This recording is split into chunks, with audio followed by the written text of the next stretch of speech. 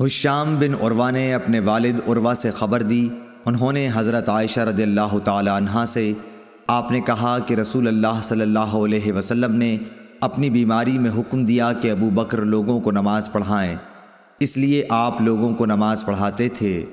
عروہ نے بیان کیا کہ رسول اللہ صلی اللہ علیہ وسلم نے ایک دن اپنے آپ کو کچھ ہلکا پایا اور باہر تشریف لائے۔ اس وقت حضرت ابو بکر رضی اللہ تعالی عنہ نماز پڑھا رہے تھے۔ انہوں نے جب حضور اکرم صلی اللہ علیہ وسلم کو دیکھا تو پیچھے ہٹنا چاہا، لیکن حضور صلی اللہ علیہ وسلم نے اشارے سے انہیں اپنی جگہ قائم رہنے کا حکم فرمایا۔